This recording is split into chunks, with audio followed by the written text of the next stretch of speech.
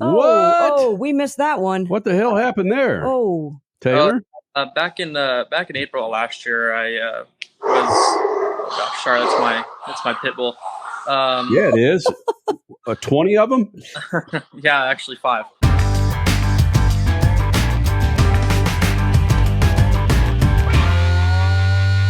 Good to get him back in the Freak Nation. Taylor Gray, your Mid-Ohio winner here in the Freak Nation. And that was, of course, last weekend. And Taylor, last time we had you in the Freak Nation with the ARCA Series, you're running out here in Phoenix. It was such a bittersweet victory for you.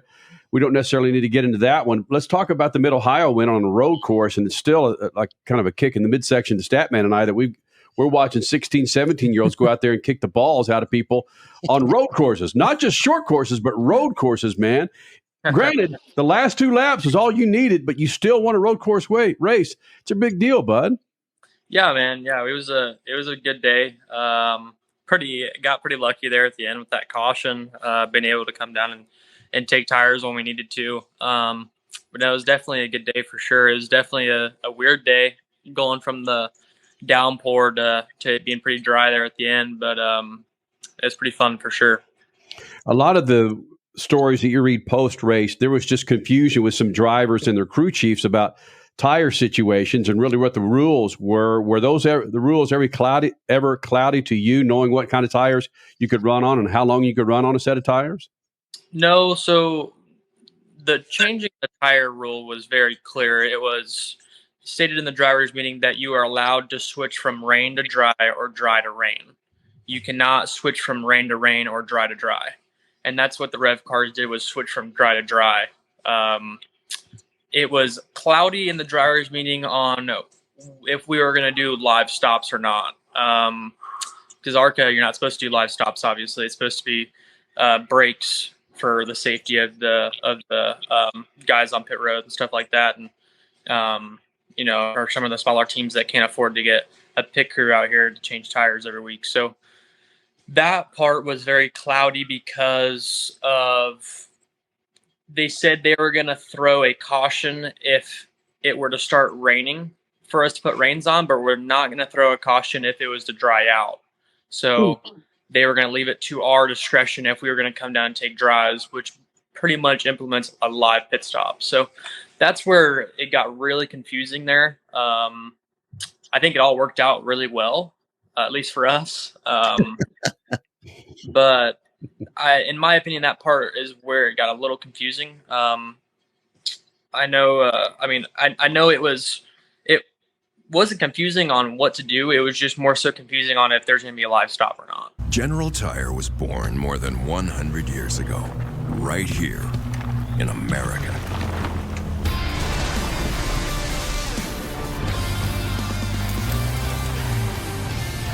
We've spent the last century tackling every kind of road this country has to offer, and especially the places without roads.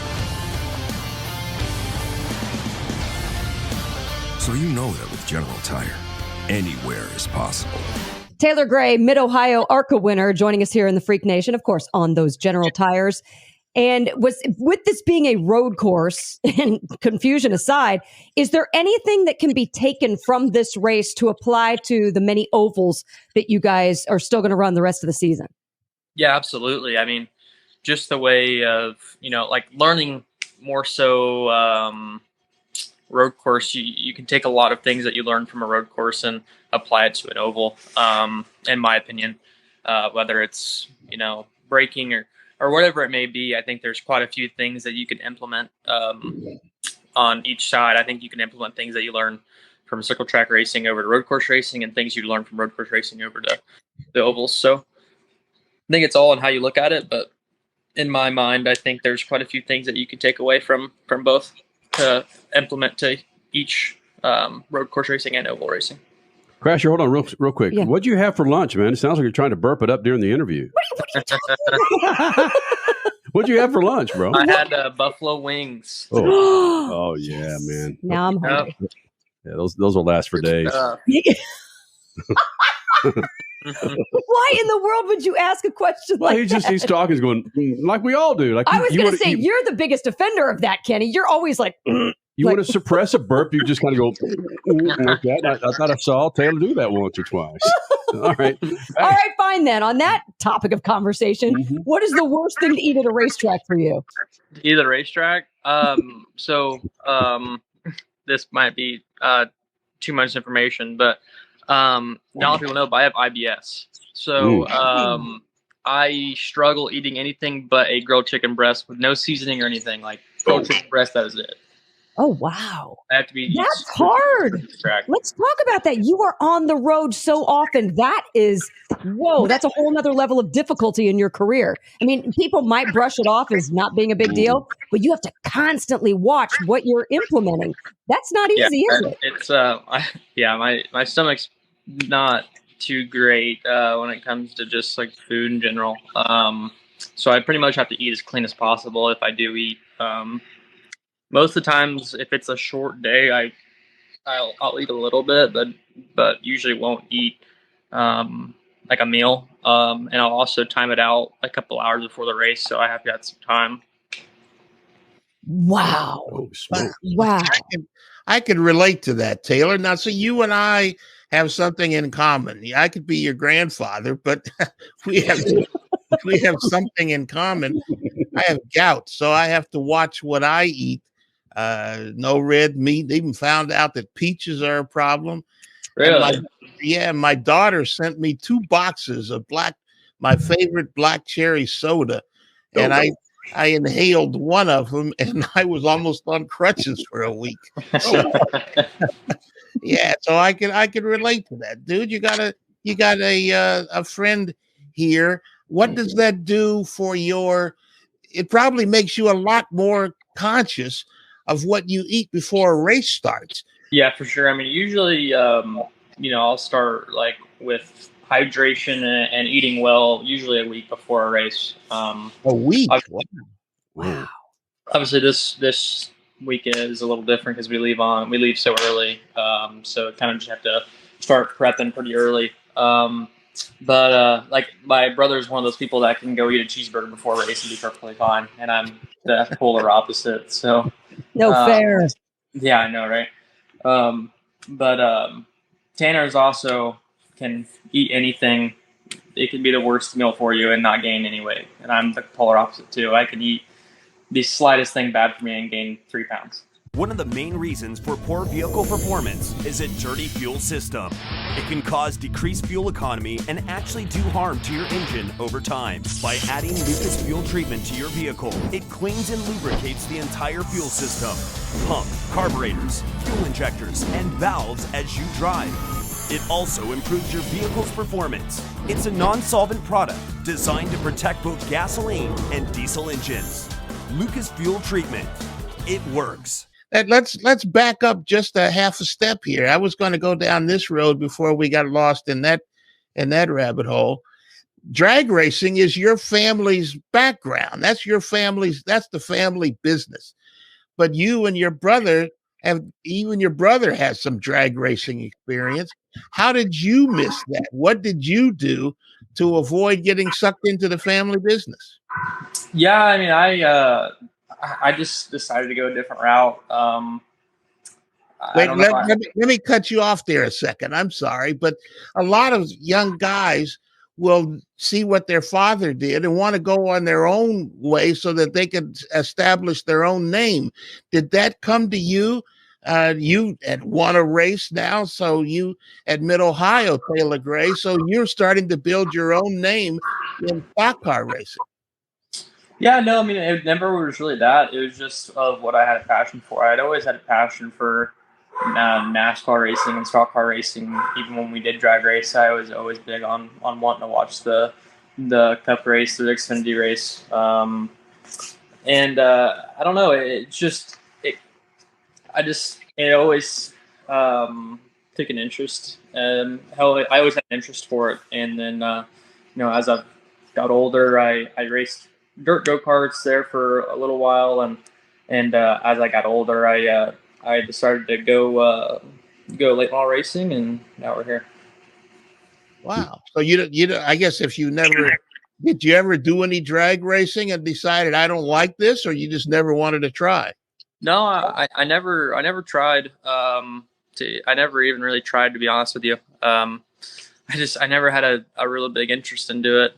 Even on the street when you got your license and said, "Hey, I bet I could beat you to the next light." You never tried that? Well, that's a different story. I put myself in the hospital trying to do that, so that's a different story. Oh, yikes! Oh, What? oh, we missed that one. What the hell happened there? Oh, Taylor?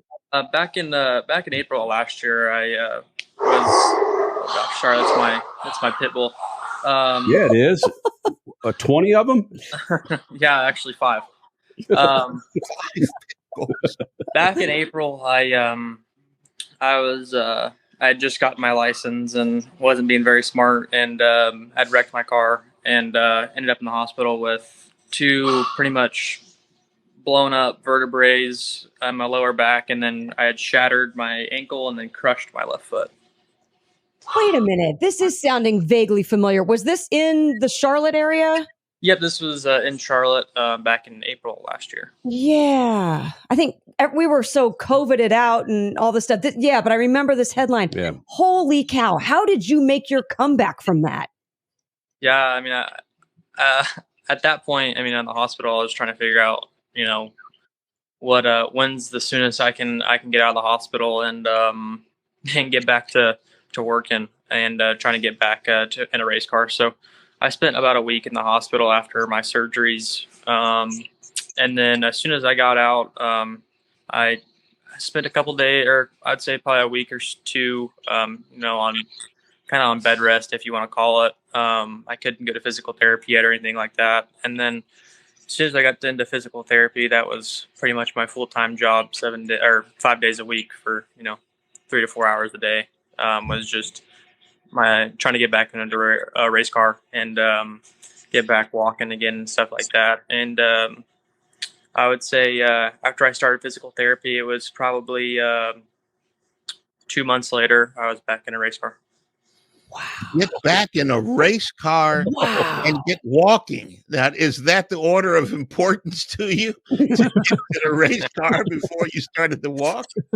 Yeah, well, obviously I was walking and stuff before I got into the car, and I'd got back walking. I would say, like I said, probably 2 months after I had started physical therapy. So probably around 3.5 months, maybe close to 4, since I had gotten hurt, and I was walking again, and I was not really following my doctor's instructions about not walking in a boot. I took my boot off and tried to walk in a shoe as soon as I could, and was pretty hard-headed about putting a boot on.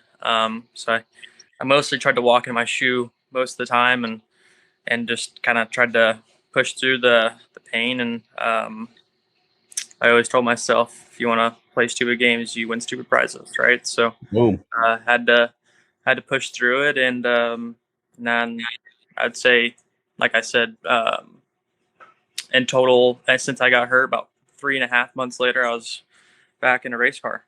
IndyCar WWT Raceway, Saturday, August 20th, the Bommarito Automotive Group 500. Icons, legends, and rising stars. Drama at 200 miles per hour. It's not a reality show. It's real life, real fast. The iconic teams, McLaren, Andretti, Foyt, Rahal, Penske, Ganassi. Legendary drivers, Johnson, Kanaan, Castroneves, Newgarden, IndyCar. Only at WWT Raceway. Taylor Gray, running on General Tires in the ARCA Series, Mid-Ohio road course winner last weekend, joining us here in the Freak Nation and running for David Gilliland. You can't find a better owner to run for than David Gilliland, given the fact that you had those issues with your car accident, which takes you out of the seat. If you're running with some other a-hole owner, they might have booted you out of that seat. But knowing David Gilliland like we do, watching him grow up, I can only imagine working for him was somewhat of a savior for you when this accident happened.